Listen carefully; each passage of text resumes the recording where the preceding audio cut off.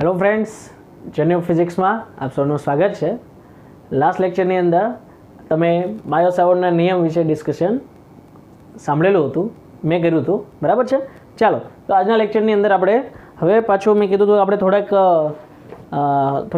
Theory જે છોડેલી હતી, બરાબર, એ પાછી હવે શરૂઆત કરી દઈએ આપણે સ્ટાર્ટિંગની થિયરીઓ. ઓકે ફ્રેન્ડ્સ, ચાલો. તો આપણી થિયરી આવે છે સમાન ચુંબકીય ક્ષેત્રમાં વેક્ટર v વેગથી ગતિ કરતા વિદ્યુત ભાર પર લાગતા બળનું સમીકરણ મેળવો. ઓકે, શું કહે છે? કોઈ ક્યુ વિદ્યુત ભારિત કણ છે એને v વેગથી ગતિ કરે છે, તો એ જ્યારે સમાન ચુંબકીય ક્ષેત્રમાંથી પસાર થતું હોય ત્યારે એના પર કોઈ બળ લાગે છે, તો એ બળ વિશે તમારે એ બળ કેટલું લાગે છે એનું સમીકરણ તમારે મેળવવાનું છે. ઓકે, શું કહું છું? કોઈ સમાન ચુંબકીય ક્ષેત્ર છે, ઓકે, સમાન ચુંબકીય ક્ષેત્ર છે, એમાં કોઈ v વેગથી ગતિ કરે છે કોઈ ક્યુ વિદ્યુતભારિત કણ, તો એના પર શું થાય છે? બળ લાગે છે, જેના કારણે એ ગતિમાર્ગ પોતાનો બદલે છે. તો એ કેટલું બળ લાગે છે એનું સમીકરણ આપણે મેળવવાનું છે. સમીકરણ આપણે સદિશ સ્વરૂપે મેળવવાનું થશે, બરાબર છે.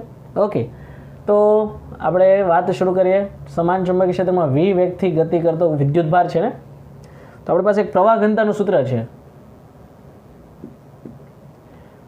વિદ્યુત પ્રવાહ ધારિત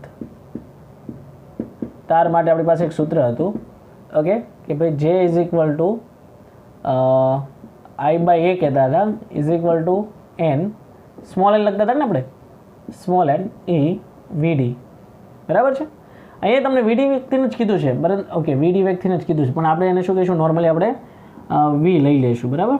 ચાલો, પ્રવાહ ઘનતા જે છે સદિશ રાશિ છે, તો શું થશે? I is equal two J is equal two NE VD કહેવાય છે, બરાબર. પ્રવાહ ઘનતાનું હતું આપણી પાસે સૂત્ર. ઓકે, તો તમે આમાંથી I ને કરતા બનાવો. ચાલો, શું થશે? That means I is equal two NE A VD. Okay, બંને બાજુ dl વડે ગુણાકાર કરો, જે તારની લંબાઈ છે. That means I dl is equal two તે, ચાલો અહીંયા આપણે સદિશ સ્વરૂપે નથી રાખતા, બરાબર છે. નોર્મલી સૂત્ર લખીએ આપણે, કેમ કે અહીંયા આઈનું સૂત્ર બને છે ને, પછી એરિયા અને વીડી, પછી એ શું થશે? પરિણામે અદિશ થઈ જશે, બરાબર.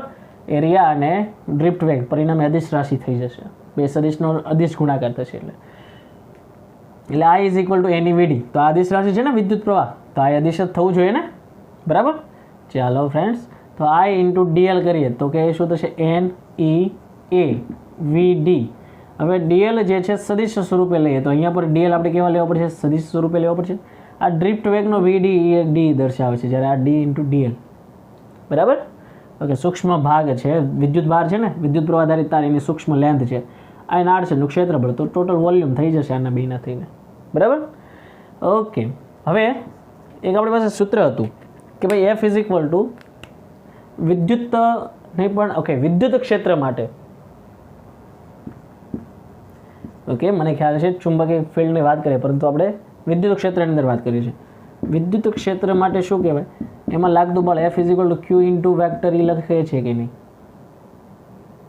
ઓકે, શું લખીએ છીએ? વિદ્યુત ક્ષેત્ર F is equal two Q into vector E, કે ભાઈ જેના કારણે વિદ્યુત ક્ષેત્ર ઉદ્ભવે છે તે છે Q, અને આ છે વિદ્યુત ક્ષેત્ર, બરાબર. આ એમાં લાગતું બળ. તો મુજબ આમાં શું લખવું પડશે? તો હવે આ જે સૂત્ર છે ને, તમારે આને પ્રમાણમાં જ લખું છું. હવે આ રેડ લાઇન છે, તમે લખો કે ન લખો, આના પછી આ લાઇન લખશો તો પણ ચાલશે, બરાબર, પણ આ તમારે સમજૂતી માટે લખ્યું છે. હવે વિદ્યુત ભાર પર લાગતું બળ,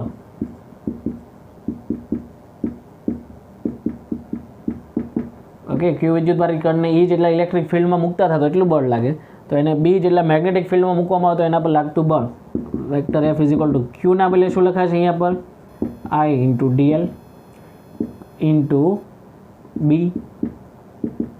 બરાબર છે. I into DL cross vector B. Cross product શા માટે? કેમ કે આ પરિણામે સદિશ છે. અહીંયા શું હતું? આમ વેલ્યુ છે અને એના સદિશ છે, તો નોર્મલ ગુણાકાર જ થયો ને વેક્ટર F મેળવવા માટે.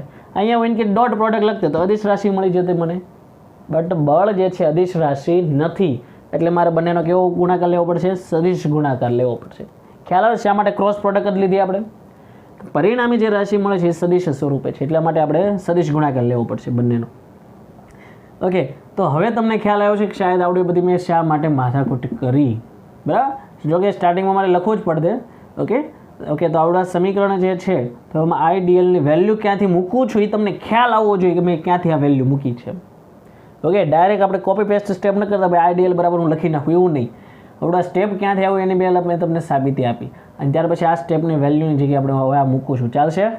ઓકે, ચાલો. અહીંયા ડીએલ જે દિશામાં વેગ જે છે એ જ દિશામાં શું છે? ડીએલ હશે ને, બરાબર. બંને દિશા, આ બંને દિશા એક જ હશે. તો એન ઈ એ વીડી ડીએલ ક્રોસ વેક્ટર બી. હવે શું થશે? વીડી જે છે એ જ પેરેલલ છે કોને? ડીએલને છે. તો આપણે દિશા એકબીજાને ચેન્જ કરી શકીએ, બરાબર. આને અધીશ કરી નાખીએ, નાની દિશા આને આપી દઈએ, એટલે કે ડીએલ ઇન્ટુ એન કેરેટ લખાય. તો વીડી ઇન્ટુ એન કરે એટલે વેક્ટર વીડી થઈ ગયા. તો એ રીતે તો આપી શકીએ ને આપણે. તો એન ઈ એ ઇન્ટુ ડીએલ એટલે આપણું વોલ્યુમ થઈ ગયું આ, અને વેક્ટર વીડી ક્રોસ વેક્ટર બી, બરાબર. ચાલો, હવે એન એટલે શું લખાશે? કેપિટલ એનના છેદમાં વોલ્યુમ લખાય. એકમ કદ દીઠ રહેલ વિદ્યુત ભારની સંખ્યા, તો કુલ વિદ્યુત ભારની સંખ્યાના છેદમાં વોલ્યુમ. તો એ ઇન્ટુ ડીએલ એટલે શું થશે? વોલ્યુમ જ થાય ને, કદ. ઓકે, સો હવે હું ડાયરેક્ટલી એન ઈ લખી નાખું. N E vector V cross vector B. Reason આપવું પડશે કારણ કે અહીંયા વીડી થાય ને, કારણ કે એન ઈ જે છે, સોરી, એ ઇન્ટુ ડીએલ જે છે એ જ આપણું કદ થયું, બરાબર ને. વાહકદારનું જે કદ હતું, સૂક્ષ્મ વિદ્યુત ભાર, એ સૂક્ષ્મ વિદ્યુત ભારને આપણે વાહકદાર તરીકે સૂક્ષ્મ લીધો હતો, તો એ થઈ ગયું આપણે માટે એ ઇન્ટુ ડીએલ એટલે કદ છે. તો એના માટે વોલ્યુમ થયું, તો વોલ્યુમ કેન્સલ થઈ જશે. એન ઇન્ટુ ઈ એટલે આ રહેલો કુલ વિદ્યુત ભાર તમને થઈ ગયો. એન ઇન્ટુ ઈ એટલે શું થઈ ગયો? કુલ વિદ્યુત ભાર થઈ ગયો કહેવાય, બરાબર. સો ફાઇનલી હું ફોર્સનું સમીકરણ લખું. So finally vector F is equal to capital Q vector V D cross vector B, જ્યાં કુલ વિદ્યુત ભાર થશે એન ઇન્ટુ ઈ બરાબર શું થશે? કુલ વિદ્યુત ભાર, અને એના બરાબર લખીશું કેપિટલ ક્યુ, બરાબર. ઓકે, સો ફાઇનલી આપણું સૂત્ર થઈ ગયું vector F is equal to capital Q vector V cross vector B. શા માટે? કારણ કે વીડી ડ્રિફ્ટ વેગ હતો એના બરાબર જ આપણે વેગ લઈ લીધો. ઓકે, એટલા માટે નોર્મલ આપણે હવે ડ્રિફ્ટ વેગ જે છે ને આપણે વેક્ટર વી વડે દર્શાવીએ છીએ. એ કણનો વેગ છે એમ, બરાબર. જેટલો ડ્રિફ્ટ વેગ છે એટલો જ તે કણનો વેગ છે એવું દર્શાવીએ છીએ. એટલા માટે આપણે વેગ કહી દીધો એના માટે, બરાબર. અહીંયા તો આપણે વીડી જ કીધા છતાં પણ આપણે કન્વર્ટ કર્યું છે. જે શું છે? જે સમાન ચુંબકીય ક્ષેત્રમાં વી વેગથી ગતિ કરતા વિદ્યુત ભાર પર લાગતા બળનું સમીકરણ છે. ક્લિયર? ખ્યાલ આવે છે બધાને? ઓકે, તો આ થઈ ગયું આપણું સમીકરણ. કઈ રીતે મેળવવું? તો કે મને ખ્યાલ હતો કે ભાઈ હવે જેમ વિદ્યુત ક્ષેત્રમાં vector F is equal to Q into vector E થાય, તો અમે ક્યુના બદલે આપણે શું લેવાના હતા? I into DL. બીજું કીધું હતું કે એના બદલે આપણે શું લઈશું? μ0/4π, બરાબર. પણ આપણે કંઈ યુઝ જ નથી થયો, તો આપણે યુઝ એપ્લાઇડ કર્યું નથી. એટલે ક્યુના બદલે આપણે શું લેવું પડે? આઈ ઇન્ટુ ડીએલ વેક્ટર ઈ ને વેક્ટર બી. વેક્ટર એફ છે સદિશ સ્વરૂપે છે એટલે આપણે એનો ક્રોસ પ્રોડક્ટ લીધી. ઓકે, તો શું થશે? આઈ ઇન્ટુ વેક્ટર ડીએલ વિદ્યુત પ્રવાહ ખંડ જે છે એની વેલ્યુ આપણે મૂકી દઉં. ક્યાંથી લીધી હતી? તો કે જે is equal to I by A is equal to જેની વીડી લખાય. આઈને કરતા બનાવ્યા, ઓકે, અને બે બાજુ વેક્ટર ડીએલ ગુણાકાર કરી દીધા. થઈ ગયા, વેલ્યુ મૂકી દીધી અહીંયા પર. ઓકે, તો દિશા જે છે એ મેં આને આપી દીધી, બંને એક જ દિશામાં છે. તો વીડી ડાયરેક્શન થઈ ગયા, નાના બરાબર કદ થાય. તો small N is equal to capital એનના છેદમાં વી કેન્સલ થઈ ગયા. તો એની એટલે કુલ વિદ્યુત ભાર કહેવાય. ઓકે, વી વેગથી ગતિ કરતા વિદ્યુત ભાર, તો આ વિદ્યુત ભાર કુલ કેટલો છે? ક્યુ જેટલો છે. અથવા તો એના બદલે તમે સ્મોલ વિદ્યુત ભાર ક્યુ લેશો તો પણ ચાલશે, બરાબર. ઓકે, તમે શું કરો? એના બદલે સ્મોલ ક્યુ વિદ્યુત ભાર, એટલે કોઈ પ્રોબ્લેમ નથી, બરાબર. વિદ્યુત ભારની સંજ્ઞા આપણે બંને લઈએ ને, કેપિટલ ક્યુ અથવા તો સ્મોલ ક્યુ, બંને વિદ્યુત ભારની સંજ્ઞા જ છે આપણા માટે. ઓકે, પણ નોર્મલી આપણે સ્મોલ ક્યુ વેક્ટર વી ક્રોસ વેક્ટર બી લઈશું. ઓકે, જે સમાન વિદ્યુત ક્ષેત્રમાં વી વેગથી ગતિ કરતા ક્યુ વિદ્યુત ભાર પર લાગતા બળનું સમીકરણ દર્શાવે છે. ઓકે ફ્રેન્ડ્સ, હવે બળનું સમીકરણ થઈ ગયું. તો એફ ઇઝ ઇક્વલ ટુ એનું મૂલ્ય કેટલું છે? ક્યુ વી બી સાઇન થીટા. આ એનું મૂલ્ય છે, બળનું મૂલ્ય. જો મેં સદિશ સ્વરૂપે નથી લખ્યું. ઓકે, આની અંદર જોવાનું છે ભાઈ, જો જ્યાં થીટા શું છે? થીટા તો કે વેગની દિશા અને વિદ્યુત નહીં પણ ચુંબકીય ક્ષેત્ર બી ની દિશા વચ્ચેનો ખૂણો દર્શાવે છે. વિદ્યુત ક્ષેત્ર અને ચુંબકીય ક્ષેત્ર અને વેગ વચ્ચેનો ખૂણો દર્શાવે છે. બરાબર. ચાલો, જો theta is equal two 0 that means F is equal two 0. મતલબ બંને વચ્ચેનો ખૂણો જો ચુંબકીય ક્ષેત્ર આ દિશામાં હોય અને વેગ પણ આ દિશામાં હોય તો એના પર કોઈ બળ લાગશે નહીં. પણ જો ચુંબકીય ક્ષેત્ર આ રીતે હોય, આપણે એપ્લાય કર્યું છે, અને વેગ આ દિશામાં હોય તો પરિણામે શું થાય છે? એના પર બળ લાગે છે. ધેટ મીન્સ જો theta is equal two 90 that means F is equal two QVB. બરાબર ને? મેક્સિમમ થાય એને શું કહેવાય? આને મહત્તમ બળ કહેવાય છે. QVB એના ઉપર મહત્તમ બળ લાગે છે. ક્લિયર? તો આ શું થઈ ગયું? એના પર લાગતું ખાસ કિસ્સાઓ કહી શકો તમે, ક્યારે બળ શૂન્ય થાય ને ક્યારે બળ મેક્સિમમ થાય એના વિશેની વાત. હવે વાત આવે દિશાની, તો કે લાગતા બળની દિશા. પાછું ક્રોસ પ્રોડક્શન તમે કહી શકશો ને, તો કે વેક્ટર વી જે છે ત્યાંથી વેક્ટર બી તરફ તમે આંગળીઓને વાળો, થંબ જે છે તમારી દિશા દર્શાવે છે. ફોર એક્ઝામ્પલ, ચુંબકીય ક્ષેત્ર ધારો કે આ રીતે છે. ચાલો, ચુંબકીય ક્ષેત્ર મતલબ કે અહીંયા એન થી એસ તરફ હોય. ઓકે, નોર્મલી ચુંબકીય ક્ષેત્ર અંદરના ભાગમાં એસ થી એન તરફ હોય, બહારના ભાગમાં એન થી એસ તરફ હોય. બરાબર. ચાલો, ચુંબકીય ક્ષેત્ર આ રીતે છે. આ બાજુ એન છે છેડો અને આ બાજુ એસ છે. ચાલો, એટલે એ કમ્પ્લીટ તો થશે. એન થી એસ રોટેશન તો કમ્પ્લીટ થાય ને. ચુંબકીય ક્ષેત્ર રેખાઓ બંધગાળા રચે છે. બરાબર ને? ઓકે, તો અહીંયા પર વચ્ચેના ભાગમાં શું થયું? આ રીતની આપણે સમાન ચુંબકીય ક્ષેત્રની રચના કરીએ છીએ. બરાબર. તો શું થશે? બહારના ભાગમાં એન થી એસ તરફ હોય તો શું થશે? અહીંયા પર આ એસ ભાગ છે. ઓકે, અહીંયા પર આનો એન છેડો અહીંયા છે, એસ છેડો અહીંયા છે, આનો એન છેડો અહીંયા છે. એટલે આપણે છેડા લખ્યા છે. બીજા ભાગ આપણે કંઈ લખવાની જરૂર નથી આ બાજુના. ઓકે, મેં આ રીતનું દર્શાવ્યું. આ છેડો થઈ ગયો. તો અંદરના ભાગમાં શું થઈ ગયું? સમાન ચુંબકીય ક્ષેત્ર થઈ ગયું. કોઈ વિદ્યુત ભારિત કણ આ રીતે ગતિ કરે છે તો વેક્ટર વી આ દિશામાં છે અને વેક્ટર બી આ દિશામાં, તો વી થી બી દિશામાં જાઓ તો એના પર લાગતું બળ પરિણામે અંદર તરફ થશે લાગતું બળ. ઓકે, જો આ રીતની ડાયરેક્શન હોય તો. અને જો અહીંયા પર એસ હોય ને અહીંયા પર એન હોય તો આ રીતે થશે, તો લાગતું બળ વિરુદ્ધ દિશામાં થઈ ગયું, ઉલટાઈ ગયું. ખ્યાલ આવે છે? કેમ કે અહીંયાથી આપણે આમ જવાનું છે. ઓકે, દિશા કઈ થઈ? ઉપર તરફ થઈ ગઈ. તો આ દિશામાંથી ઉપર તરફ, એટલે લાગતું બળ આ દિશામાં છે. હવે તો જમણા હાથનો નિયમ અથવા તો સ્ક્રૂનો નિયમ હવે બધાને ખ્યાલ જ હશે. બરાબર. અમારે વધારે એમાં સમજાવવાની જરૂર નથી. લાગતા બળની દિશા મેળવે તો કઈ રીતે? તો કે જમણા હાથના અંગૂઠાના નિયમ મુજબ, અથવા તો તમે કહી શકો સ્ક્રૂનો નિયમ. આના મુજબ આપણે લાગતા બળની દિશા શોધી શકાય છે. ક્લિયર? ઓકે મિત્રો, ચાલો, તો આ થઈ ગયું સમાન ચુંબકીય ક્ષેત્રમાં વી વેગથી ગતિ કરતા વિદ્યુત ભાર પર લાગતા બળનું સમીકરણ મેળવો. હવે લોરેન્ટ્ઝ બળ વિશે વાત કરીએ આપણે.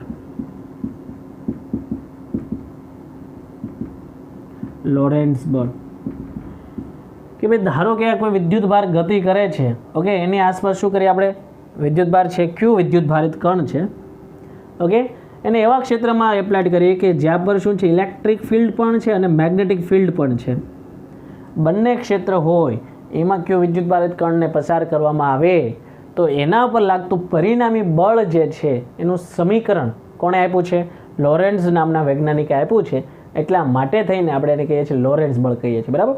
તો કે મને ખબર છે ભાઈ ઇલેક્ટ્રિક ફિલ્ડ હોય તો એમાં કેટલું બળ લાગશે? QE. અને મેગ્નેટિક ફિલ્ડ હોય તો કે Q vector V cross vector B બળ લાગે છે. બરાબર. તો ફાઇનલી લાગતું કુલ બળ F ઇઝ ઇક્વલ ટુ શું થશે? લોરેન્ટ્ઝે કીધેલું કુલ બળ તો કે FE પ્લસ FM મેગ્નેટિક ફિલ્ડના કારણે લાગતું બળ. બંને બળનો સદિશ સરવાળો. ઓકે, પેલું તો છે Q common vector E plus મોટો કૌંસ કરીએ થોડો plus vector V cross vector B. આ પરિણામે એટલું બળ એના પર લાગે છે. આ જે સમીકરણ જે છે કોણે આપેલું છે? લોરેન્ટ્ઝ નામના વૈજ્ઞાનિકે આપેલું છે. એટલા માટે થઈને આને લોરેન્ટ્ઝ બળનું સમીકરણ પણ કહેવાય છે. ક્લિયર? ખ્યાલ આવે છે બધાને? ઓકે, ત્યાર પછી મેં લાસ્ટ લેક્ચરમાં તમને એક સૂત્ર એપ્લાય કર્યું હતું, F is equal two QVB. એના ઉપરથી તમને બીનો એકમ મેં તમને બનાવતા શીખવાડ્યો હતો. બરાબર છે? ઓકે ચાલો, તો આ બધું તમે લખી નાખો પહેલાં તો મસ્ત મજાના રીતે. લોરેન્ટ્ઝ બળ પણ લખજો. આ થિયરી જે છે એ તમને નોર્મલી 2 માર્ક્સની અંદર પૂછાય છે, બરાબર? કેટલા માર્ક્સમાં પૂછાશે? 2 માર્ક્સમાં પૂછાશે. અને એક એક સમીકરણ તરીકે તમારે યાદ રાખવાની છે. Okay, complete. ચાલો હવે થોડુંક આગળ જોઈએ. આપણે વાત કરતા હતા ને F = QVB સમીકરણ છે.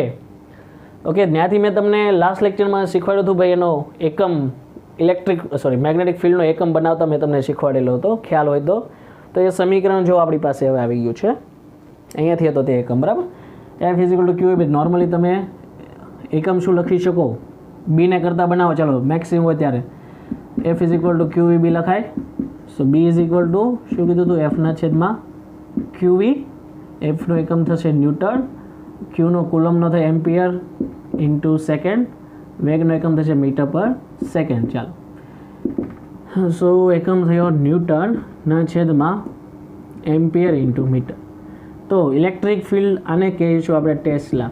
બીજો પણ એક એકમ છે વેબર પર મીટર સ્ક્વેર. તો વેબર પર મીટર છે, બરાબર? એકમ. ચાલો, વેબર પર ફ્લક્સ phi = AB sin θ.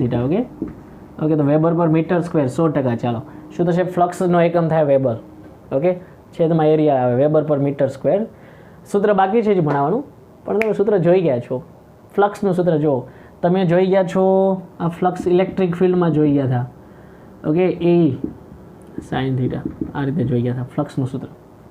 સો E ઇન્ટુ તમે લખતા હશો flux phi = integration vector E into dA, બરાબર ને? = સમેશન ઓફ Q/ε0. તો બસ જેવું સૂત્ર એમાં છે એવું સૂત્ર અહીંયા પર પણ છે આપણી પાસે. ઓકે, અત્યારે શું કેમ, બરાબર ને? તો આપણી પાસે નોર્મલ સૂત્ર E ઇન્ટુ A હતું. ઓકે, ખ્યાલ આવી ગયો. તો એવી રીતે અહીંયા પર થશે AB sin θ સૂત્ર, બરાબર? તો એનો એકમ થશે વેબર પર મીટર સ્ક્વેર. રેડી? પણ આ કયું ફ્લક્સ હશે? ચુંબકીય ફ્લક્સ. પહેલાં હતું ઇલેક્ટ્રિક ફ્લક્સ હતું. ઓકે, ચાલો, તો એકમ થઈ ગયા ન્યૂટન એમ્પિયર પર મીટર, ન્યૂટન પર એમ્પિયર ઇન્ટુ મીટર, અથવા ટેસ્લા અથવા વેબર પર મીટર સ્ક્વેર, અથવા તો સીજીએસ એકમ છે ગોસ કહીએ આપણે. સીજીએસ એકમ છે કયો છે? ગોસ, બરાબર? ઓકે ફ્રેન્ડ, ચાલો તો ટેસ્લાનું પારિમાણિક સૂત્ર બનાવીએ. ઇલેક્ટ્રિક ફિલ્ડ મેગ્નેટિક ફિલ્ડ છે એનું પારિમાણિક સૂત્ર. ન્યૂટન જે છે એનું શું થશે? અહીંયા પરથી લઈએ. ન્યૂટનનું થશે M1 L1 T-2 છેદમાં એમ્પિયરનું લખાય A1. મીટર છે તો M1 લખાય કે L1 લખાય? Okay, L1. શું થશે finally? M1 L0 T-2 A-1. તો થઈ ગયું magnetic field. That means tesla જે છે એનું પારિમાણિક સૂત્ર થઈ ગયું. ઓકે, હવે એક ટેસ્લા = 10⁴ ગોસ થાય. ગોસનું ફૂલ ફોર્મ લખ્યું ગોસ. ઓકે, એક ટેસ્લા = 10⁴ ગોસ. રેડી? આ બે વચ્ચેનું રિલેશન છે. હવે તમે બીજું સૂત્ર છે એના પરથી આપણે મેળવીશું ભાઈ. બીજું હજી એક સૂત્ર આ F = QVB છે ને, એવું જ એક સૂત્ર આપણી પાસે આવે છે F = ILB. F = ILB. તો એમાં તમે જુઓ તો Fનો એકમ થાય ન્યૂટન છે ને, એટલે 10⁵ ડાઇન લખીએ આપણે. L એમ્પિયરના તો એમ્પિયર, લેન્થ એટલે 10⁻² સેન્ટીમીટર. એમ્પિયરના તો સીજીએસ કેસ એ બધું એમ્પિયર જ છે. તો શું થઈ ગયું normally? ILB sin θ. Okay, 10⁻ newton છે ને એટલે કેટલા લખાશે? 10⁵ લખાશે. લેન્થ મીટરમાં છે, એમ્પિયર જે છે એટલે ઓકે, કાંઈ નહીં, ચાલો ને એ તો આપણે જોઈ લઈશું.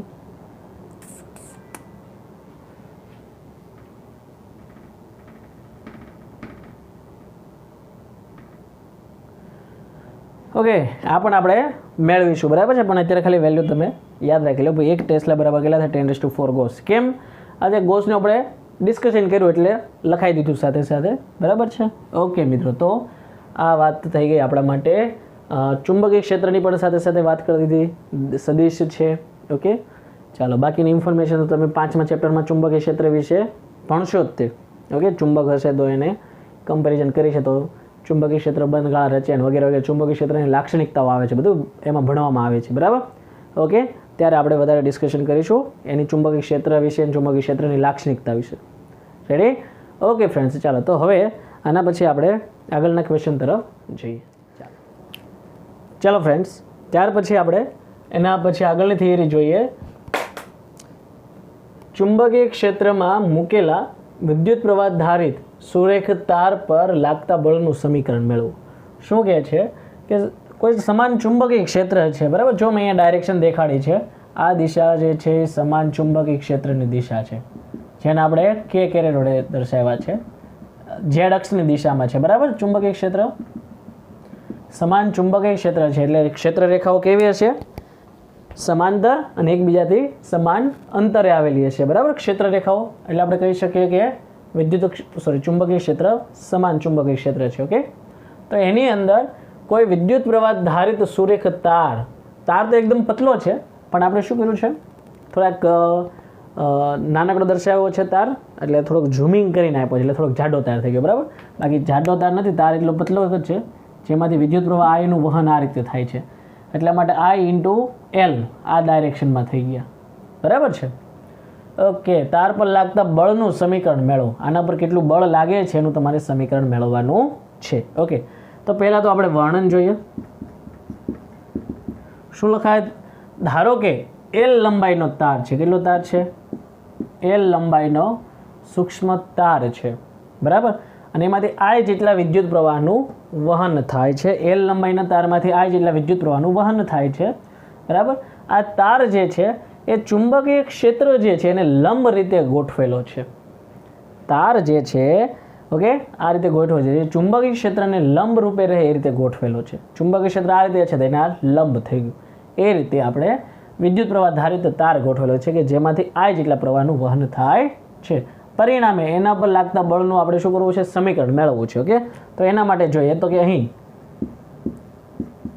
લાગતું બળ, ઓકે, DF = શું લખાશે? તો કે પેલું બળ હતું ને Q વેક્ટર E, એના મત મુજબ આપણે શું લખ્યું હતું અહીંયા પર? I × vector dl cross vector B લખ્યું હતું, બરાબર છે. આ રીતે લખ્યું હતું. ઓકે, તો આના પરથી શું લખાશે? માટે લાગતું કુલ બળ, ઓકે, માટે તાર પર લાગતું કુલ બળ. તો શું થશે? એના માટે બંને બાજુ ઇન્ટિગ્રેશન લેવું પડે. Integration D vector F = I × dl cross vector B, બરાબર. ઓકે, સો કુલ બળ થઈ જશે F. I બહાર નીકળે, આનું ટોટલ ઇન્ટિગ્રેશન શું થાય? L થશે, vector L cross vector B. Okay, તો આ લાગતા કુલ બળનું આપણી પાસે મૂલ્ય થઈ ગયું, બરાબર. કુલ લંબાઈ કેટલી હતી? L લંબાઈ હતી, બરાબર. આનું મૂલ્ય લેવું હોય, બળનું મૂલ્ય લેવું હોય આપણે, તો શું થશે આના પરથી? તો કે F = I L B sin θ, બરાબર. અને દિશા શોધવી હોય આપણે, તો દિશા કઈ રીતે શોધાય છે? ફરીથી એની એ જ પોઝિશન, જમણા હાથના અંગૂઠાના નિયમ મુજબ, સ્ક્રૂના નિયમ મુજબ, અથવા તો ફ્લેમિંગના ડાબા હાથના નિયમ મુજબ શોધી શકાય છે, બરાબર. કઈ રીતે? ફ્લેમિંગના ડાબા હાથના નિયમ મુજબ. ઓકે, આપણે જ્યારે ધોરણ 10માં હતા તો ઇલેક્ટ્રિક મોટર અને ઇલેક્ટ્રિક જનરેટર જોઈ ગયા હતા, બરાબર. ત્યારે આપણે ફ્લેમિંગના ડાબા હાથ મુજબ અને ફ્લેમિંગના જમણા હાથ નિયમ મુજબ જોયું હતું. ઓકે, ચાલો, તો આપણી પાસે અહીંયા પર ઇનફ છે કે આપણી પાસે જમણા હાથનો અથવા તો સ્ક્રૂનો નિયમ છે, એટલા માટે, બરાબર. આપણે કઈ રીતે કરવાનું છે? ILB થી લઈને B તરફ જવાનું છે, હે ને. ILB ક્રોસ વેક્ટર B છે ને, એટલે ILB આ બાજુ છે, અહીંયાથી B ઉપર તરફ છે, તો એ દિશામાં જઈએ, અહીંયાથી લઈને આ દિશામાં જઈએ તો થંબ જે છે એ લાગતા બળની દિશા દેખાડતો કઈ થઈ ગઈ? એનાથી સપાટીને લંબ બહાર તરફ થઈ ગઈ ને. આ રીતે આ વિદ્યુત પ્રવાહ છે, આ રીતે ચુંબકીય ક્ષેત્ર છે, આ બહારની દિશામાં થઈ ગઈ. તો આપણે લખ્યું છે આ Y કેરેટ છે, J કેરેટ છે, આ K કેરેટ છે. તો પરિણામી દિશા આપણને કઈ દિશામાં મળે છે? આપણને એના પર લાગતું બળ જે છે એ I કેરેટની દિશામાં મળે છે. ક્લિયર? ઓકે, તો આ રીતે પરિણામી દિશા આપણે કયા નિયમ મુજબ? તો તમે લખી શકો જમણા હાથના અંગૂઠાના નિયમ મુજબ, અથવા સ્ક્રૂના નિયમ મુજબ, અથવા તો ફ્લેમિંગના ડાબા હાથના નિયમ મુજબ મળી શકે છે. જો પેલામાં જમણો હાથ હોય તો આમાં ડાબા હાથના નિયમ મુજબ, બરાબર. ઓકે, તો આ રીતે આપણે મળી શકે છે. ચાલો, આના પરથી પણ આપણે મેગ્નેટિક ફિલ્ડનો બીજો એક એકમ મળશે, જોઈએ. ઓકે, અથવા તો એનો જ એકમ થઈ જાય છે. પહેલાંમાં શું લખ્યું હતું આપણે? કુલમ મીટર પર સેકન્ડ લખ્યું હતું ને. કુલમને આપણે એમ્પિયર ઇન્ટુ સેકન્ડ કરી દીધું એટલે આ જ આપણે બધી એકમ બની જાય છે. બરાબર છે? ઓકે મિત્રો, તો આ થઈ ગયું આપણે ક્ષેત્રમાં મૂકેલા વિદ્યુત પ્રવાહ ધારથી સુરેખ તાર, વિદ્યુત પ્રવાહ ધારિત સુરેખ તાર પર લાગતા બળનું સમીકરણ. ઓકે, ખાસ કિસ્સાઓ જોઈ લઈએ. In case theta is equal two 0 degree, that means F is equal two 0. અને in case theta is equal two 90 degree, that means F is equal two ILB. બરાબર ને? ILP. ઓકે, અને આ બીજું ઓલું આપણે આ સમીકરણ મેળવ્યું હતું ને આના પહેલાં, F is equal to Q vector V cross vector B. આ સમીકરણની મદદથી પણ એના સ્ટેપમાં તમે પાછા ચાલશો તો તમે આવડું સમીકરણ લીધું હતું ને તો પાછા અહીંયા સુધી જ પહોંચશો. બરાબર? આના પહેલાં જે થિયરી પ્રૂવ કરે અહીંયાથી આ રીતે તમે આમ ચાલો, પાછા અહીંયાથી નીચેથી ઉપર જશો તો આના પરથી તમારે પહેલાં આ સ્ટેપ જ આવશે પાછું ડાયરેક્ટલી, IDL ક્રોસ બી. બરાબર? તો તમારે એ રીતે પ્રૂવ કરવું હોય તો એ રીતે પણ કરી શકો. તો આપણી પાસે સમીકરણ છે આવડા, એના પછીનું સ્ટેપ લખો, એના પછીનું, એના પછી આ, એના પછી આ સ્ટેપે તમે પાછા પહોંચશો. એમાં કહેજો કુલ લેન્થ આપણે integration dl is equal to L લઈ લેજો તો પાછા ILB cross IL cross B ત્યાં જ પહોંચી જશો તમે. એટલે એ રિવર્સ પાછું પ્રૂવ કરશો તો તમે અહીંયા જ પહોંચશો. બરાબર? તો એ રીતે પ્રૂવ કરો તો પણ ચાલશે, ખોટું નથી. બરાબર? એ પ્રોસેસ કરો અથવા તો તમે આ રીતે લખો તો પણ ચાલશે. ઓકે ફ્રેન્ડ્સ, ચાલો ફ્રેન્ડ્સ, ત્યાર પછી આપણે વાત કરીએ સમાન ચુંબકીય ક્ષેત્રમાં. ઓકે, સમાન ચુંબકીય ક્ષેત્રમાં ક્ષેત્રને લંબ રૂપે ગતિ કરતા કણની ગતિની ચર્ચા કરો. ઓકે, કણની ગતિની ચર્ચા કરો. બરાબર છે? શું કહે છે આપણને?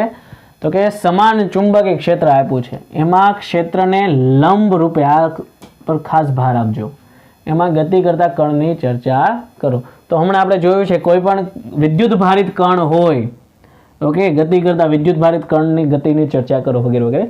તો કે વિદ્યુત ભારિત કણ હોય એને ગતિ કરાવવામાં આવે તો એના પર લાગતું બળ F is equal to Q vector V cross vector B પ્રમાણમાં એના પર શું થાય છે? બળ લાગે છે.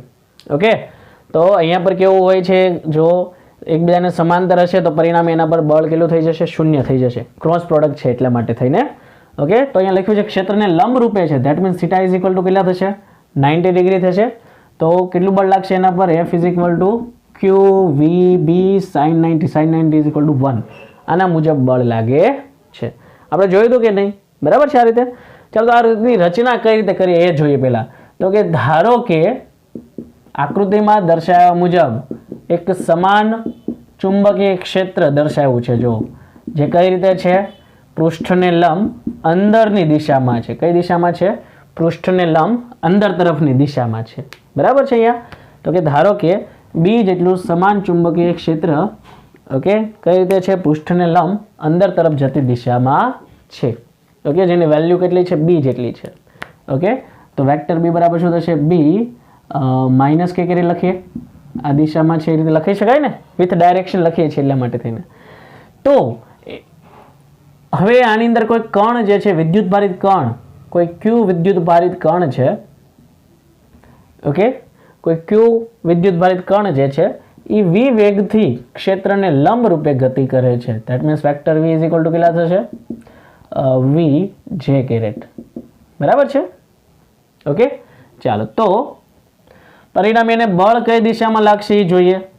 તો વી થી બી તરફ જવાનું છે ને, તો વી છે આપણા આ દિશામાં અને બી કઈ રીતે છે?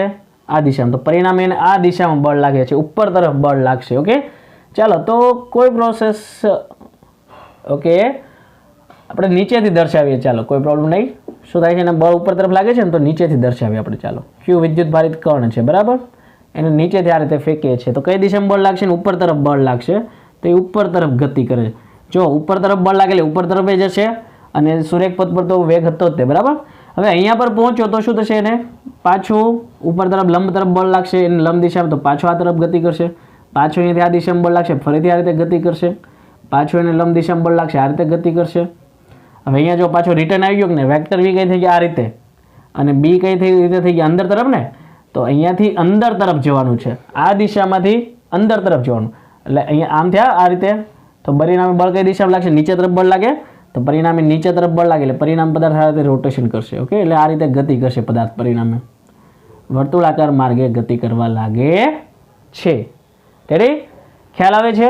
ફરી એક વાત કરીએ કઈ રીતે ગતિ કરશે. તો કે ક્યુ વિદ્યુત ભારિત કણ છે. ઓકે, કઈ દિશામાં ગતિ કરે છે? જે કેરેટ ડાયરેક્શનમાં આપણે લખ્યું છે. ઓકે, સમથિંગ રોંગ અને આઈ કેરેટ લખી નાખીએ. ચાલો આપણે આઈ કેરેટ દિશામાં ગતિ કરાવી ને. દિશા આપણે સાથે લખવાનું નથી, આ તો તમારી સમજૂતી માટે થઈને હું આપું છું. આઈ કેરેટ ડાયરેક્શનમાં ગતિ કરાવી. પેલો ચુંબકીય ક્ષેત્ર માઇનસ કે કેરેટ ડાયરેક્શનમાં એટલે કે માઇનસ ઝેડ ડેશ ડાયરેક્શનમાં છે. તો પરિણામ બળ કઈ દિશામાં લાગશે? વી થી લઈને બી તરફ જવાનું છે. વી આ રીતે છે, બી આ રીતે છે. તો અહીંયાથી વી થી લઈને બી તરફ જાઓ એટલે પરિણામ બળ કઈ દિશામાં લાગશે? ઉપર તરફ લાગે છે. તો કણ અહીંયા જતો હતો ઉપર તરફ બળ લાગે છે ને, તો પરિણામી ગતિ આ રીતે થશે. અહીંયા જાય છે તો આ દિશામાં છે અને ચુંબકીય ક્ષેત્ર અંદર તરફ આ દિશામાં થશે, તો પરિણામી બળ આ રીતે લાગશે અહીંયા પર. અહીંયાથી આ દિશામાં જાય છે તો વી આપણા છે આ રીતે, બી આપણા છે અંદર તરફ આ રીતે જશે, તો બળ પરિણામે આ દિશામાં લાગશે. ચેક કરો દરેક વખતે. અહીંયાથી આ દિશામાં જાય તો વી આ દિશામાં છે અને બી આ દિશામાં છે, તો વી થી લઈને બી તરફ જાઓ પરિણામ બળ નીચે તરફ લાગે છે. એટલે પરિણામે આ કેવું થયું? વર્તુળાકાર માર્ગે એના પર બળ લાગે છે. ઓકે, તો પરિણામે પદાર્થ જે છે શું કરે છે? વર્તુળાકાર માર્ગ પર ગતિ કરશે. રેડી? ઓકે, ફરીથી આપણે વર્ણનાત્મક માહિતી લખીએ અહીંયા પર હવે. ઓકે, જાતે લખી નાખજો થોડીક વર્ણનાત્મક માહિતી. તો કે ધારો કે આકૃતિમાં દર્શાવ્યા મુજબ બી જેટલું સમાન ચુંબકીય ક્ષેત્ર પૃષ્ઠને લંબ અંદર તરફ જતી દિશામાં છે. એમાં કોઈ ક્યુ વિદ્યુત ભારિત કણ, ઓકે, ક્યુ વિદ્યુત ભારિત અને એમ દળ ધરાવતો કોઈ કણ જે છે એને શું કરવામાં આવે છે? પૃષ્ઠને ચુંબકીય ક્ષેત્રને લંબ રૂપે ગતિ કરાવવામાં આવે છે. એટલે કઈ દિશામાં? આપણે આઈ કેરેટ ડાયરેક્શનમાં લીધી. એટલે આપણે લખવાનું છે ખાલી ચુંબકીય ક્ષેત્રને લંબ તરફ ગતિ કરાવવામાં આવે છે. જેના કારણે પરિણામે vector F = Q vector V cross vector B મુજબ એના પર બળ લાગે છે. ઓકે, અને પરિણામે શું થાય છે? વર્તુળાકાર માર્ગ પર ગતિ કરવા લાગે છે. કઈ રીતે વર્તુળાકાર માર્ગ પર ગતિ કરે છે મેં તમને સમજાવ્યું. બરાબર? લખવામાં તો ખાલી એટલે રીતે લખવાનું કે પરિણામે આના મત મુજબ બળ લાગે છે, પરિણામે વર્તુળાકાર માર્ગ પર ગતિ કરે છે. ક્લિયર? ખ્યાલ આવે છે બધાને? ઓકે, શું કરીએ? ફરીથી એકવાર વર્ણન કરીએ. તો કે ધારો કે આકૃતિમાં દર્શાવ્યા મુજબ બી જેટલું સમાન ચુંબકીય ક્ષેત્ર પૃષ્ઠને લંબ અંદર તરફ જતી દિશામાં છે. એમાં ક્યુ વિદ્યુત ભારિત એમ દળ ધરાવતો કોઈક કણ જે છે એ ક્ષેત્રને લંબ રૂપે ગતિ કરે છે. પરિણામે એના પર vector F = Q vector V cross vector B મુજબ એના પર બળ લાગે છે. પરિણામે શું થાય છે? વર્તુળાકાર માર્ગ પર ગતિ કરવા લાગે છે. ઓકે, પરિણામે પદાર્થ કેવી ગતિ કરે છે? પરિણામે પદાર્થ વર્તુળાકાર માર્ગે ગતિ કરે છે. પરિણામે પદાર્થ જે છે કેવી ગતિ કરે છે? વર્તુળાકાર માર્ગે ગતિ કરે છે. માટે એના પર કયું લાગે છે? કેન્દ્રગામી બળ. માટે તેના પર લાગતું કેન્દ્રગામી બળ બરાબર શું થશે? લાગતું ચુંબકીય ક્ષેત્ર દ્વારા લાગતું બળ.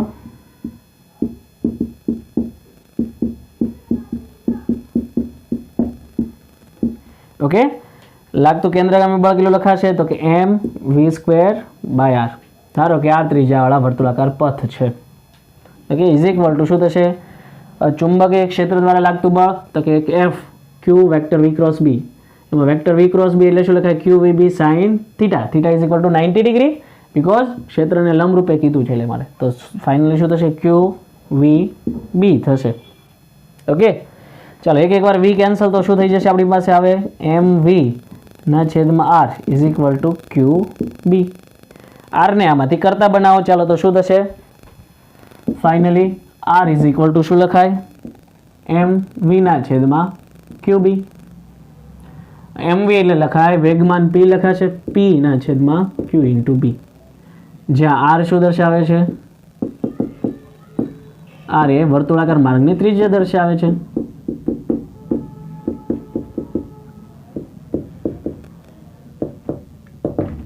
ઓકે, જ્યાં r એ વર્તુળાકાર માર્ગની ત્રિજ્યા દર્શાવે છે.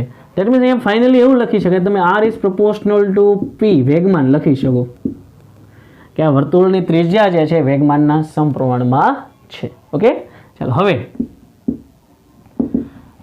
પાછું આપણે ક્યાંથી સ્ટાર્ટ કરીએ અને હું સમીકરણ નંબર 1 આપી દઉં. ચાલો હવે સમીકરણ 1 પરથી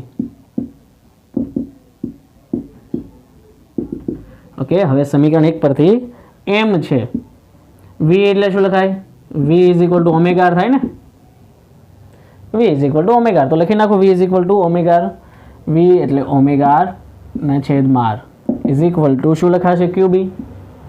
રીઝન આપો ભાઈ, કારણ કે velocity v is equal to omega r ચાક ગતિમાં આવે છે ને, બરાબર? Okay, so finally R R cancel, omega is equal to શું થશે? qb ના છેદમાં m. તો આ શું થઈ ગઈ?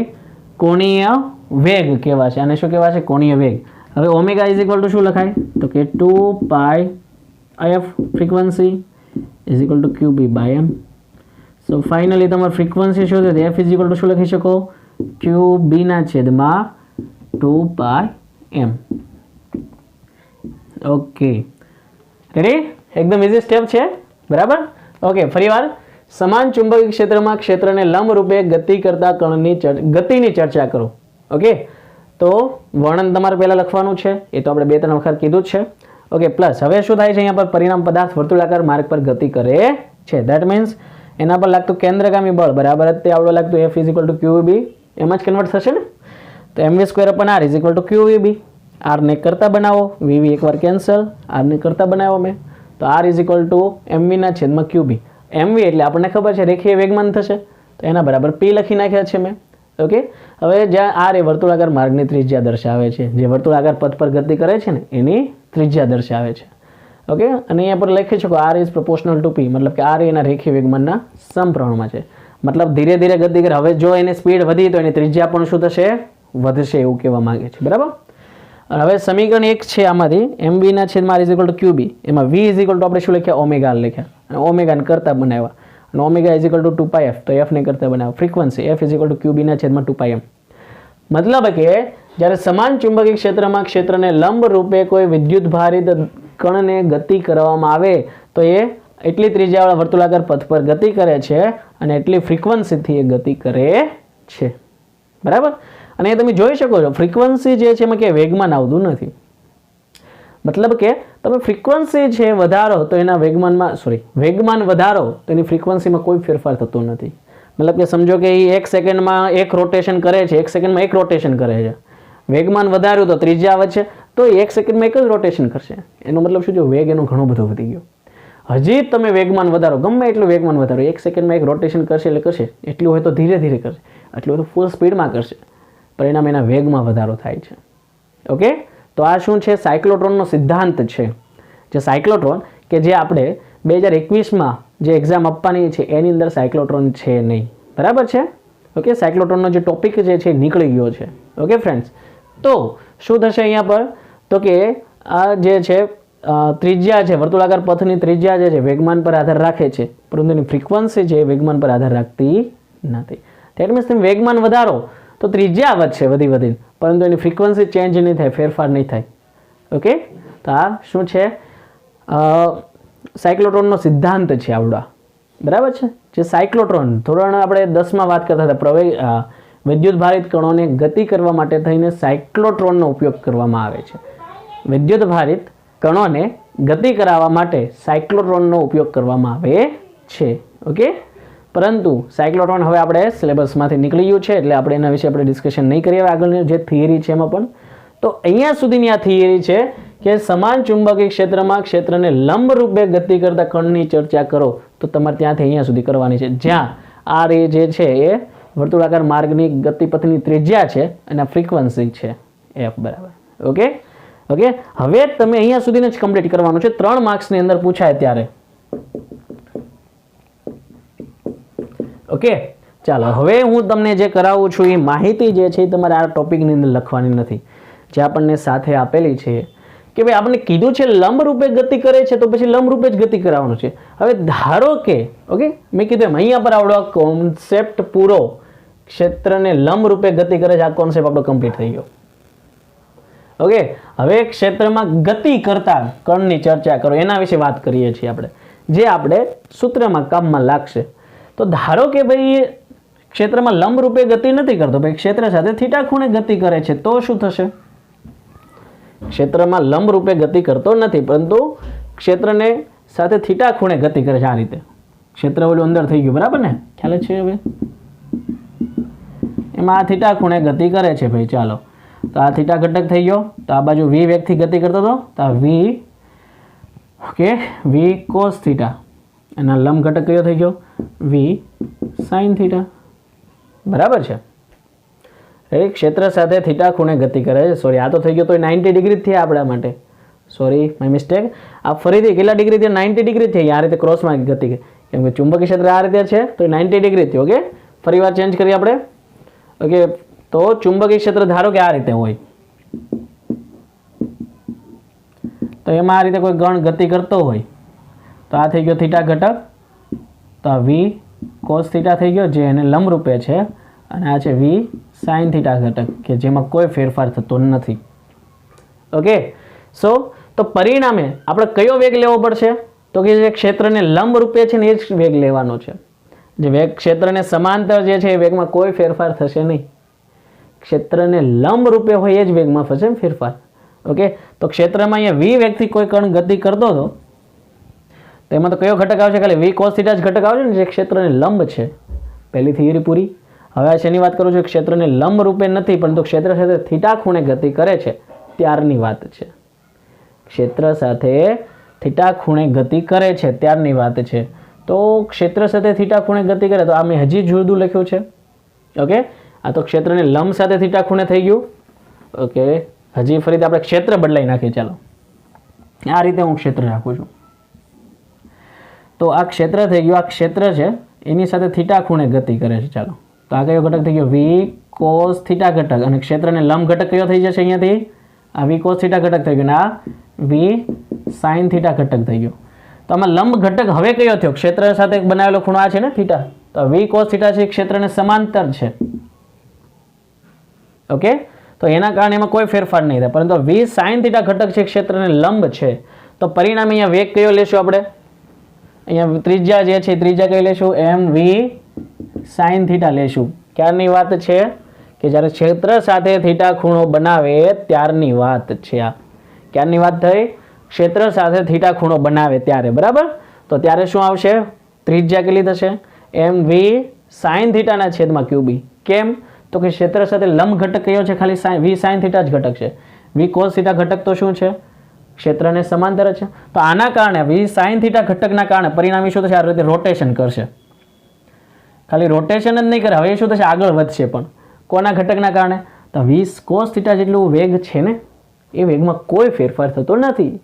ધેટ મીન્સ એ દિશામાં શું કરશે? ગતિ તો રેગ્યુલર શરૂ જ રાખશે, પણ શું થશે? સ્પાઇરલ થઈ ગયું આપણું, સ્પાઇરલ સ્પ્રિંગ, બરાબર? તો એ શું કરે છે? હેલિકલ પથ પર ગતિ કરે છે. આપણે ખબર છે સોલેનોઇડમાં વ્યાખ્યા લખતા હતા ધોરણ 10 માં, કે વાહક તારના હેલિકલ ગૂંચળાને, હેલિકલ ગૂંચળાને શું કહેવાય? સોલેનોઇડ કહેવાય. તો હેલિકલ, ધેટ મીન્સ સ્પાઇરલ આકારે. ઓકે, સ્પાઇરલ જેમ આગળ વધે એમ વી સાઇન થીટા ઘટકના કારણે રોટેશન થાય છે, બટ વી કોસ થીટા ઘટકના કારણે શું થાય છે? નિયમિત વ્યક્તિ આગળ પણ ગતિ કરશે. તો આ રીતે થશે, આગળ વધે છે, સાથે સાથે રોટેશન કરે. ધેટ મીન્સ એ સ્પાઇરલ આકારે ગતિ કરે છે એમ કહેવાય. હવે એ રોટેશન કરીને જો, તો એ અહીંયાથી લઈને અહીંયા સુધી એક રોટેશન કમ્પ્લીટ કરે, ત્યાં એને કાપેલું અંતર જે છે એને હેલિકલ પીચ કહેવાશે. કોને કહેવાય? Helical pitch. કે બે ક્રમિક રોટેશન જે છે થાય છે એના વચ્ચેના ડિસ્ટન્સને, એ જે વચ્ચે સ્થાનાંતર જેટલું કરે છે એને શું કહેવાય? હેલિકલ પીચ કહેવાય છે. ઓકે, તો એ કેટલું હેલિકલ પીચ કેટલી થશે? તો કે ડિસ્ટન્સ થયું ને, એક પ્રકારનું ડિસ્ટન્સ છે. ડિસ્ટન્સ ઇઝ ઇક્વલ ટુ શું લખાય? તો કે ભાઈ મારી પાસે સૂત્ર છે વેલોસિટી v બરાબર distance by time. That means distance is equal to velocity into time. Velocity into time. Okay, મેં સૂત્ર ભૂસી નાખ્યા, ભૂલ કરી. અહીંયા સૂત્ર લખ્યું હતું નથી ક્યાંય. ઓકે, ફરીથી આપણે પ્રૂવ કરી લઈએ. R is equal to, sorry, આના પરથી લીધું હતું ને, એમ વી આરના છેદમાં લીધું હતું ક્યુબી. એમાં વી ઇઝ ઇક્વલ ટુ લીધા હતા આપણે omega R. R R cancel, so omega is equal to શું થાય છે આપણી પાસે? ક્યુ બીના છેદમાં એમ. અને ઓમેગા ઇઝ ઇક્વલ ટુ લખી શકાય 2π/t પણ લખી શકો તમે. ઓકે, સો ફાઇનલી ટીને કરતા બનાવો તો શું થાય? 2πmના છેદમાં q ઇન્ટુ બી. એટલો આવર્તકાળ છે, મતલબ કે એક દોલન પૂર્ણ કરતા લાગતો સમય. તો એક દોલન પૂર્ણ કરતા લાગતો સમય, એક રોટેશન જ્યારે કમ્પ્લીટ કરીને આવે છે એટલા સમય સુધી એને શું કર્યું? સુરેખ પથ પર ગતિ કરી છે કે નહીં? એટલા સમય સુધી એને સુરેખ પથ પર પણ ગતિ કરી છે કે નહીં?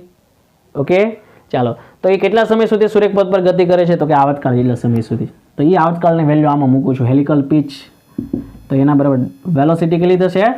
તો કે આ દિશામાં વેલોસિટી કેટલી છે ભાઈ એની? તો કે v cos થીટા. આ દિશામાં કેટલી વેલોસિટી છે? તો કે વેલોસિટી છે v cos થીટા. અને ટાઈમ કેટલો લાગે છે ભાઈ? તો કે એટલો 2πmના છેદમાં q b. આ થઈ ગયું વેલોસિટી અને આ થઈ ગયો એનો ટાઈમ. બરાબર છે. લંબ ઘટક કયો છે? v sin theta. જેના કારણે શું થાય છે? રોટેશન થાય છે. બટ v cos થીટા જે છે એને સમાંતર ઘટક છે, એના પર બળ લાગશે નહીં. sin 0 0 એટલે એ વેગ પર કોઈ અસર થશે નહીં v cos થીટા ઘટક પર. તો પરિણામી નિયમિત વેગથી ગતિ કરે છે. તો એક રોટેશન અહીંયાથી શરૂ કરીને એક રોટેશન કમ્પ્લીટ કરે તો કેટલો સમય લાગ્યો છે? આવર્તકાળ જેટલો સમય લાગ્યો છે. તો એ આવર્તકાળ જેટલા સમયમાં એને આ દિશામાં કેટલું અંતર કાપ્યું? તો કે વેલોસિટી છે v cos theta into time. આવર્તકાળ જેટલો ટાઈમ લઈ લો. ઓકે, તો એટલું આ દિશામાં એ સ્થાનાંતર કરે છે. ઓકે, જે બે ક્રમિક સ્પાઇરલ હોય ને, સ્પાઇરલ એમાં બે ક્રમિક જે રોટેશન છે ને રાઉન્ડ, એ બે વચ્ચેનું જે અંતર જે છે ને એને કહેવાય હેલિકલ પીચ. અને હેલિકલ પીચનું જે દર્શાવે છે, હેલિકલ પીચ બરાબર v cos થીટા 2πmના છેદમાં qb. ક્લિયર? તો આ એના સૂત્ર છે. પણ મેં કીધું એમ, જો ઓલો ક્વેશ્ચન એવો હતો કે સમાન ચુંબકીય ક્ષેત્રમાં ક્ષેત્રને લંબ રૂપે ગતિ કરતા કણની વિદ્યુત ભારિત કણની ચર્ચા કરો, તો પહેલો ક્વેશ્ચન જ્યાં સુધી કીધો હતો ત્યાં સુધી તમારે કમ્પ્લીટ કરવાનો છે. આ તો શું છે? કણને લંબ થોડું છે, થીટા માર્ગે ગતિ કરે છે. તો આ એના ક્વેશ્ચનમાં આન્સર આવશે. ઓકે, નોર્મલી આ બે ક્વેશ્ચનના આન્સર જે છે એ તો આપણે MCQમાં જ કામમાં આવશે. ક્લિયર? Okay friends? ઓકે મિત્રો, ચાલો તો આજના લેક્ચરમાં આપણે અહીંયા સુધી કમ્પ્લીટ કરીએ. ઓકે, ત્યાર પછી તમે હવે જોઈ શકો છો આના પછી જે સાયક્લોટ્રોનનો સીધા શરૂ થાય છે ટોપિક. તો આખો સાયક્લોટ્રોનનો ટોપિક જે છે એ કેન્સલ થઈ ગયો છે. ઓકે, 2021ના એક્ઝામ માટે. તો એ આપણે કરવાનો રહેતો નથી. બરાબર છે? ઓકે, ચાલો, તો એનાથી થોડાક હવે આપણે આગળ વધીએ. ઓકે, તો એમાં તમે પાછા જોશો બાયો-સાવર્ટનો નિયમ આવે છે, જે આપણે ઓલરેડી થઈ ગયો છે. બરાબર, મેં કરાવ્યો ને લાસ્ટ લેક્ચરમાં. ઓકે, ચાલો, તો આપણે ઘણું બધું આપણે ચેપ્ટરમાં આગળ વધ્યા છે. આઈ હોપ તમને થોડો ખ્યાલ આવ્યો હશે. ઓકે ફ્રેન્ડ્સ, ચાલો મળીએ નેક્સ્ટ લેક્ચરમાં. Okay, thank you.